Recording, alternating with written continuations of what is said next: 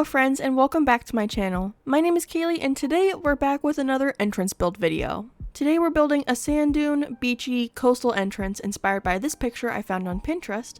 This is a pretty large build, so let's get right into it. Okay, to start we need to whip out our fancy terraforming tool because we have a lot of pathing to do. Because I want this whole entrance to be covered in sand pathing. And this basically took up a third of my island, so it's definitely a lot of pathing and a very large entrance build.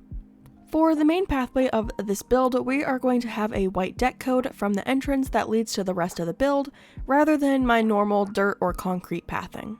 And for this path, I started with one main path right down the middle of our entrance. And now we are going to build a small deck area for you to wash off your sandy feet.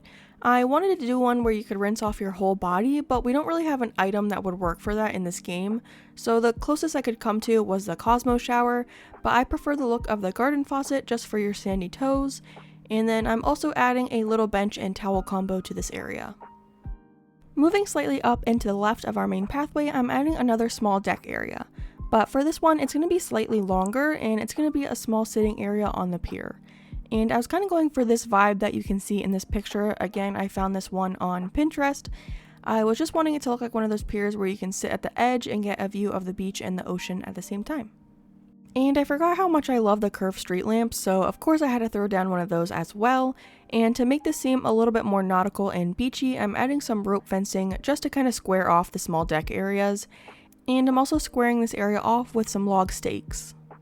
Now I'm working on a small little beachside camping area, and I found this beautiful blanket code on, again, Pinterest, that I'm going to be adding underneath the kids' tents. If you want to use this code, you can find all the codes I'm using in this build in the description box in case you want to recreate this for yourself, but honestly not too many codes were used in this build. It's like 3 main codes and then a few small detail pieces. But for this small area, I was going kind of for a beachy boho vibe, so we have a few different cushion items, a lantern, a ukulele, and an umbrella.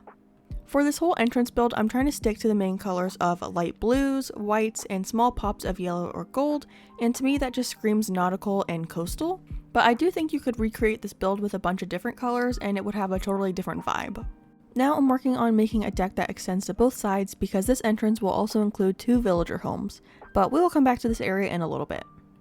If you think back and remember the inspiration picture that I showed in the beginning of this video, the main part I loved about that was all of the wheat fields.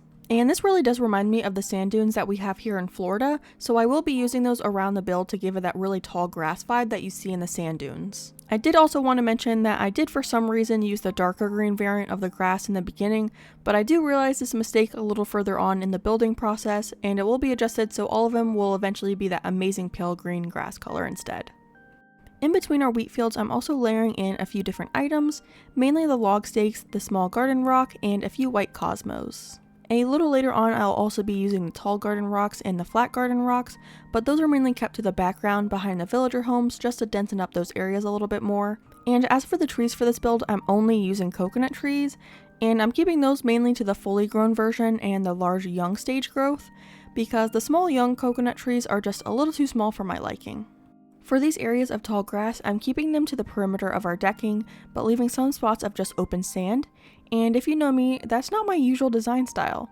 When I decorate, I usually cover almost every single tile with some sort of decoration, but for this style of build, I feel like the negative space really adds to the build and makes it feel more natural, because if you've been to the beach, you know a lot of the beach is literally just open sand, so I'm trying to keep that feeling in this build. And my technique for placing these wheat fields is very similar to how I decorated the graveyard on Rubble. And for that, it's just trying to spread them out and make the shapes a little bit more organic rather than having just giant squares of grass. I also like staggering them and having little gaps between them, and I think that helps a lot to make it look a little bit more natural. And if you've seen my other videos, you know I'm a big fan of decorating in the half tiles because I think it makes the layering of your items look a little bit more interesting, and it just makes the overall build look a little bit less boxy. And like I said a little bit ago, I've been layering these with the garden rocks, the log stakes, and a few of the white cosmos, and I feel like it helps just give that overgrown sand dune-y kind of natural feeling. Plus, it's a little bit more fun to look at when there's items mixed in. Now we are back up to the houses, and I decided to go with Dottie and Dora for the houses, and I feel like these houses go so well together and the color scheme still matches the more blue nautical feeling that we have going on in this build. At first, when I was trying to decide which houses to go for, I was going to pick two houses with a style that was more like Dora's, which is the one on the left of this area, because I wanted them to look more like little beach shacks. But when I was looking through the list of all the villager homes, I saw these two, and I think they look so good together because they're the same exact color scheme, just different styles. And when you see a neighborhood, all the houses aren't exactly the same, so I feel like it works and looks a little bit more realistic. But I also think this area would look great with more natural themed houses, like the houses that are made out of wood and look a little bit more earthy. But for the area between the two houses, I'm keeping it pretty natural with just some more layering of the wheat fields. And I did come back with more of the curved street lamps because 1, I love the item, and 2, I feel like it frames this area nicely. And like I mentioned earlier, for this area and the area behind the houses, I did add more of the rock items, including the tall and the flat garden rocks.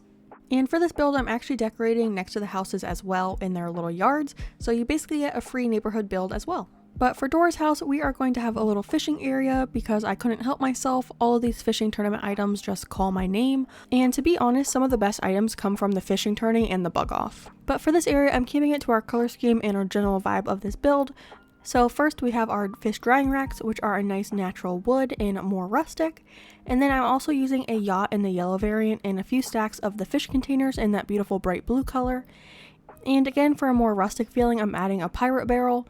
And I didn't realize until the end of this video, but I think I end up using this golden lantern like 3 times in this small area.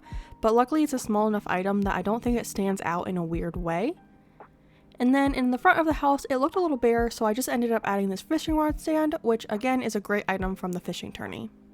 Now we are moving over to Dottie's house on the left side, and originally I was going to do a little surfing area with a couple of surfboards, but I somehow forgot the idea while I was decorating, and instead just ended up making another fishing area, but this one is a little bit different than the one that we were just working on, so it's okay.